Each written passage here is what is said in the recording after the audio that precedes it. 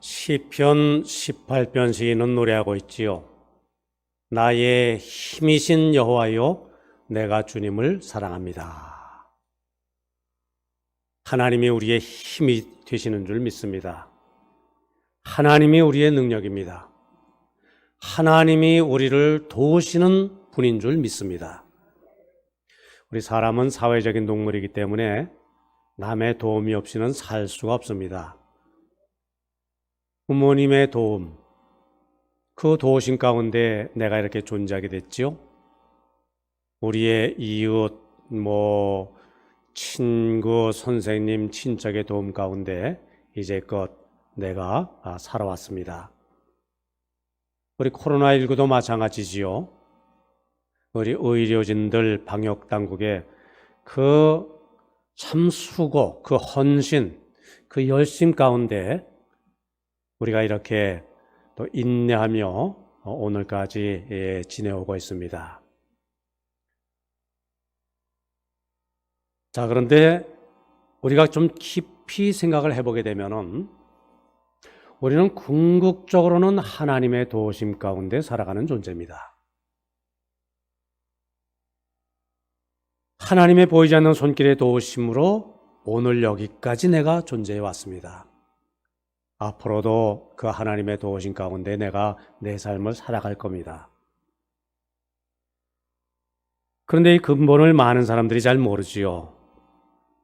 그러니까 부모님께는 감사하고 이웃에게는 감사하면서도 하나님께 감사할 줄을 모릅니다. 왜 그렇습니까? 땅의 것만을 바라보기 때문이지요. 위의 것을 바라보지 않고 위의 것에 대해서 생각하지 않기 때문에. 그러니까 아래 것만 생각하고 땅의 것만을 바라보니까 생각이 그냥 거기에, 여기에만 멈추고 마는 것이지요. 자, 그러나 우리가 눈을 들어서 위를 바라보고 우리의 마음을 열어서 위의 것을 우리의 심령 속에 담고 우리의 귀를 열어서 또 위에서 들리는 음성을 귀 기울여 들을 때 우리는 하나님의 오음이 나를 감싸고 있구나. 우리가 그것을 느낄 수가 있지요. 그 안에 체험하면서 거하게 되는 줄 믿습니다. 자, 옆에 맑은 시냇물이 흐르고 있습니다. 근데 그것을 모르고 얼마 떨어진 자리에서 목말라 애타게 이렇게 갈증으로 허덕이고 있다고 한다면 그것은 내 잘못이지요. 내 허물입니다. 음식이 옆에 있는데도 배고파서 허기에 허덕이고 있다면 내가 무지해서 그런 거지요. 내 잘못입니다. 하나님께서 은혜의 날개를 활짝 펼치고 나를 안아주기를 원하시는데 내가 그 은혜의 품을 뛰쳐나가면서 하나님이 나를 돕지 않는다, 도움은 없다 이렇게 생각한다고 한다면 그것은 바로 나의 어리석음, 나의 부족함 때문입니다. 며칠 전 지나가면서 보니까 어느 건물을 짓는데요, 요즘에는 그 기둥도 그 철제 빔으로 이렇게 많이 짓더라고요. 근데 철제 기둥이 그냥 이렇게 우뚝 선 것이 아니라 이 바닥 시멘트로 기초 공사를 아주 단단하게 하고 그 위에 빔을 세우고 거기에 볼트와 너트로 아주 견고하게 그렇게 조였습니다. 우리의 삶도 결코 혼자 서는 것이 아닙니다. 말씀의 볼트로 이렇게 채우고요. 기도의 너트로 조이고요. 그래서 성령님과 동행함으로 말미암아 우리가 든든히 설 수 있는 줄 믿습니다. 나의 힘이신 여호와여, 내가 주님을 사랑하나이다. 그래서 시편 시인이 그렇게 고백을 하는 것이지요. 자, 오늘 많은 이들이 힘들고 또 피곤해합니다. 현대인들이 피곤해하는 이유 우리가 몇 가지 생각해 볼 수 있지요. 자, 우선 경쟁 시대이기 때문에 우리가 얼마나 무서운 경쟁 시대를 살아갑니까? 무한 경쟁. 뭐 이기지 못하면 살아남을 수 없는 생존의 문제. 그 모두도 살아남기 위해서 뭐 얼마나 처절하게 싸우는지 몰라요. 그런가 하면 지키기 위해서 싸우지요. 내 자리를 지키기 위해서, 뭐 명예를 지키기 위해서, 심지어는 생명을 지키기 위해서 그렇게 싸웁니다. 또 더 얻기 위해서, 더 가지기 위해서, 더 높아지기 위해서.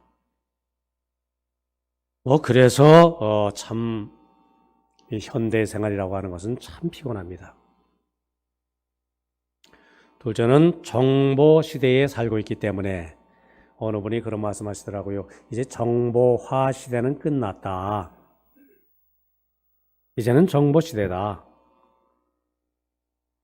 우리가 알아야 이 세상 그나마 버티고 살 수 있습니다. 오죽하면은 연세 드신 분들 이 스마트폰 이거 기능 익히기 위해서 얼마나 이거 뭐 손자들한테 물어가면서 이렇게 배우고 익히고 있습니까? 그거 안 하면은 살 수가 없기 때문이지요. 근데 문제는 정보가 너무 많습니다. 말 그대로 정보의 홍수의 시대지요. 무엇이 꼭 필요한 정보인가? 무엇을 여기다 입력을 시켜야 되느냐? 쉽지 않습니다. 헷갈립니다. 그런가 하면 나이가 뭐 조금만 들어도 이 머리가 이렇게 잘 회전이 안 되지요. 또 금방 잊어먹고요. 입력이 되지 않습니다. 그런데도 알아야 합니다. 이제는 알지 않으면은 이 시대를 살 수가 없습니다. 사실 이것이 또 우리를 얼마나 피곤하게 만드는지 몰라요. 셋째는 변화의 시대이기 때문에 모든 것 변하고 있습니다. 뭐 급속도로 변하고요, 근본적으로 변하고요, 걷잡을 수 없이 변하고 있습니다. 하루만 뒤에 쳐져도요, 이 세상 따라갈 수가 없습니다. 정신 차리지 않으면은 이거 참 시대를 따라갈 수 없습니다. 이 변화, 급변하는 이 세상, 이 얼마나 참 우리를 피곤하게 만드는지 모릅니다. 때로는 이 변화가 우리를 짓누르는 무거운 짐이 되고 있지요. 그래서 피곤한데요. 자, 문제는 이렇게 피곤하고 지치는 데는 세상 사람뿐 아니라 우리 신앙인도 그리스도인도 역시 동일하다 하는데 문제가 있습니다. 어느 교회 집사 한 분이 이렇게 예배 시간 되면은 이제 기쁘게 이렇게 교회 안에 들어와서요. 열심히 찬양하고 설교 시간만 되면은 이제 1분, 2분, 3분을 견디지를 못합니다. 꼭 좋은 게 아니라 그냥 아예 주무십니다. 그래서 목사님 물었습니다. 집사님, 어떻게 그 설교 시간만 되면 그렇게 주무십니까? 집사님 대답이, 목사님 잘 모르셔서 그래요. 요즘 세상 얼마나 살기 힘든 줄 아십니까? 얼마나 피곤한 줄 아십니까? 그런데 그렇게 힘들다가도 그저 교회만 오면은 여기 아버지의 집, 내 아버지의 집이라서 그렇게 마음이 편안할 수가 없습니다. 그러니 편안하니 나도 모르게 이렇게 잠이 솔솔 오는 걸 어떡합니까? 그렇게 말씀하십니다. 사실 피곤한 몸 집에서 잠자지 않고 교회 오셔서 쉬시니 참 얼마나 감사한 일인지 모르지요. 근데 좀 몸은 조금 개운할지 모르지만은 영혼은 혹시 더 피곤할 수도 있습니다. 어쨌든 아무튼 그리스도인 우리도 역시 피곤한 거 사실입니다. 자, 하지만 우리 성도님들 아무리 그래도 우리는 세상을 이겨나갈 수 있습니다. 피곤함을 극복해 나갈 수가 있습니다. 지쳐 쓰러져 여기 주저앉거나 여기 그냥 머물질 않습니다. 왜요? 하나님이 계시기 때문이지요. 하나님이 나의 힘이 되시기 때문이지요. 주님이 나의 도움이 되어주시기 때문에 우리는 그래서 하나님의 은혜, 하나님의 능력이 내 속에 들어오도록 해야 합니다. 우리 핸드폰, 스마트폰 한참 쓰다 보면 어떻게 됩니까? 배터리가 다 떨어지죠. 방전이 됩니다. 그럼 어떻게 됩니까? 다시 전기에 코드에 꽂고 재충전을 해야 됩니다. 그래야 온전해집니다. 마찬가지지요. 우리 신앙인들, 내 삶 속에 하나님의 에너지가 넘치도록 채워야 됩니다. 하나님이 나의 힘이요, 하나님이 나의 능력이요, 하나님이 나의 도심이 되는 줄 믿습니다. 유명한 스펄전 목사님도 목회에 지칠 때가 있었습니다. 다른 어느 시골 농부집에 신방을 하고 나오는데 소 한 마리가 그 외양간에서 이렇게 고개를 저들고 음메 우는 겁니다. 아니 왜 저 소는 저렇게 위를 쳐다보고 울고 있죠? 농부가 하시는 말씀이 그거야 사방으로 이렇게 갇혀 있으니 위를 바라보지 않을 수가 없지요. 그 대답에 깜짝 놀랐습니다. 그렇구나. 이 세상 또 나의 목회 현장 사방으로 갇혀 있다 할지라도 나는 위를 바라볼 수가 있구나. 위를 바라보아야겠구나. 그러면서 목사님 하나님을 바라보았고요. 하나님은 목사님에게 새로운 힘을 불어넣어 주셨다. 유명한 간증입니다. 자, 오늘 성경 본문 말씀이죠. 이사야서 40장 31절 말씀이지요. 오직 여호와를 앙망하는 자는 새 힘을 얻으리니 독수리가 날개 치며 올라감 같을 것이요 다른 박질하여도 피곤치 아니하겠고. 이하의 말씀 계속됩니다. 자, 그런데 우리로 하여금 하나님을 앙망이 뭐지요? 우러러 바라본다. 하나님을 앙망하지 못하게 하는 것들이 있습니다. 뭡니까? 성경은 그것을 죄라고 그래요. 죄의 권세라고 말합니다.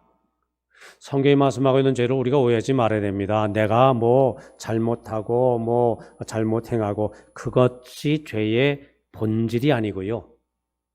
하나님을 떠나는 것, 하나님을 거역하는 것, 하나님으로부터 멀어지는 것, 그것이 오히려 더 성경이 말씀하고 있는 죄의 내용이 더 가깝습니다. 자, 죄는 어떤 속성? 우리를 땅에 가두려고 합니다. 죄는 우리로 하여금 하나님께로 올라가지 못하도록 우리의 발목을 잡는 세력입니다. 죄는 우리의 영혼을 무겁게 억눌려서 하나님을 앙망하지 못하도록 그렇게 만듭니다. 자, 그런데 우리 주 예수님 어떻게 하셨습니까? 십자가의 보혈의 능력으로 세상의 모든 유혹들, 죄의 습관들, 그것으로부터 우리를 단절시켜 주셨지요. 그것으로부터 우리를 자유롭게 하셨습니다. 우리를 해방시켜 주셨습니다. 우리가 하나님을 바라보지 않고 피곤하며 힘들어하며 사는 그 자체, 사실 그 자체가 죄입니다. 왜? 그래서 하나님의 사랑, 하나님의 선한 인도하심을 부인하는 삶의 태도, 자세이기 때문이지요. 자, 이제 우리 그래서 내 중심의 삶에서 하나님 중심의 삶을 살아야 됩니다. 이 땅을 바라보며 사는 모습에서 하늘을 바라보며 사는 우리가 되어야 할 줄 믿습니다. 이 세상 여러 가지 분주하고 바쁜 일, 또 마음을 어지럽히는 일들, 그것에 지쳐서 피곤하고 이렇게 참으로 힘들게 살아갈 것이 아니라 하늘로서 나리는 힘과 능력, 주님의 도우심을 덧입고 우리가 힘차게 살아가야 할 것입니다. 우리 하나님의 자녀된 우리들이 그렇게 살기를 원하시는 줄 믿습니다. 오늘 본 말씀, 하나님을 앙망하며 사는 자에게 주시는 복 몇 가지를 말씀하고 있죠. 첫째, 주님을 앙망하는 자는 독수리 날개치며 올라감 같이 어떻게? 위로 올라가는 힘을 더하시겠다. 아마 성경에 기록된 그 고대 사회에서 하늘로 높이 치솟는 가장 대표적인 것이 독수리였던 모양입니다. 오늘 성경을 만일 쓰라고 한다면 인공위성처럼, 로켓처럼 하나님을 앙망하는 자, 그렇게 저 무중력의 공간으로 높이 올라갈 것이요. 아마 이렇게 썼을지도 모릅니다. 우리는 로켓은 못 타봤지만은 아마 비행기는 많이들 타보셨을 겁니다. 또는 높은 산, 또 높은 빌딩에 올라간 경험들은 다 있습니다. 자, 우리가 위로 올라가니까 어떻습니까? 우리의 시야가 달라지지요. 이제는 위에서 아래를 내려다볼 수가 있습니다. 위에서 아래를 내려다보니까 여러 건물들, 사람들, 자동차들 다 작습니다. 그냥 복작복작되면서 살아갑니다. 우리 시야가 넓어지고요. 보는 각도도 달라지고요. 자, 마찬가지로 주님을 앙망하는 사람, 하나님께서 우리에게 은혜를 주셔서 우리의 심령이 높이 올라가서 말하자면 하나님의 눈으로 세상을 볼 수 있도록 주님이 역사하시는 줄 믿습니다. 그러니 그런 눈으로 땅을 보는 것, 이 모든 것 다르게 보이지요.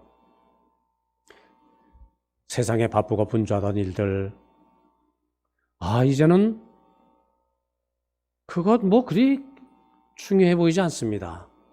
때로는 좀 시시해 보이기도 합니다.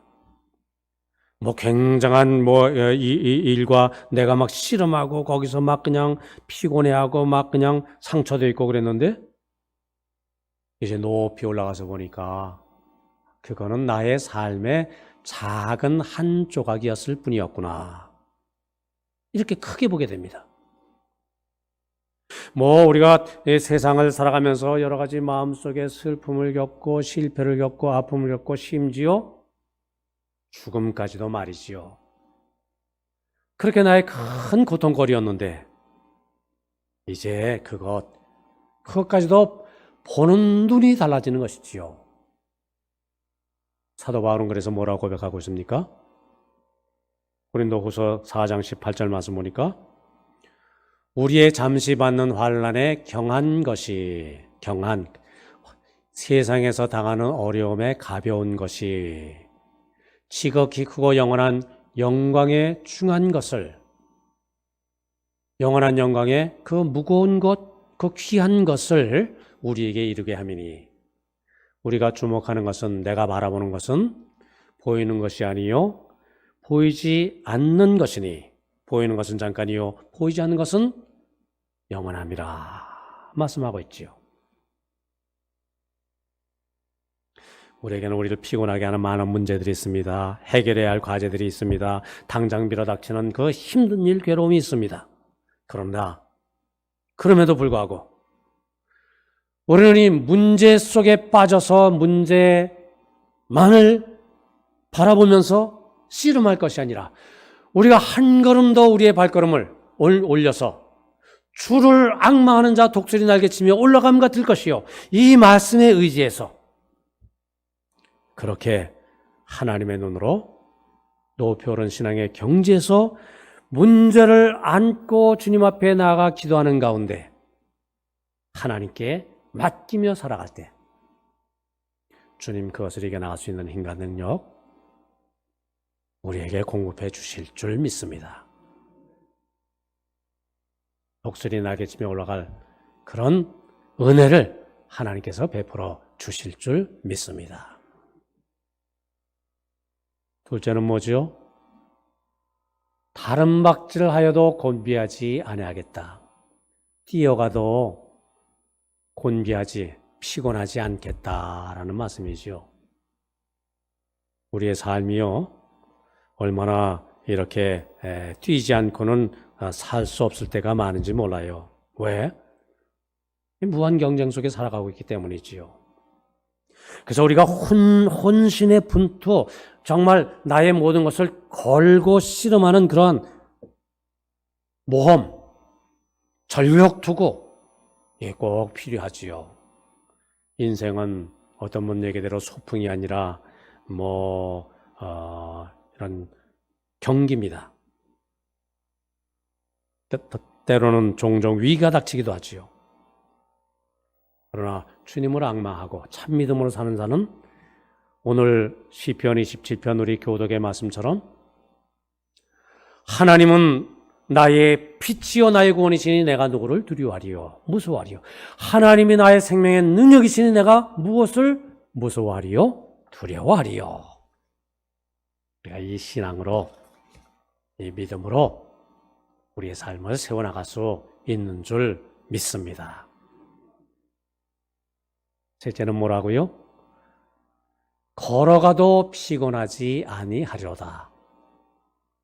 사실 우리의 일상생활, 이 한 걸음 한 걸음 타박타박, 때로는 피곤하고 때로는 건조하고 때로는 힘든 이 매일매일의 사실 일상의 반복이 우리의 생활에 참 중요한 부분을 차지합니다. 우리 가정에서 주부 아침에 일어나시면은 식구들을 깨웁니다. 아침밥 차립니다. 설거지합니다. 방 청소하고요, 빨래하고요.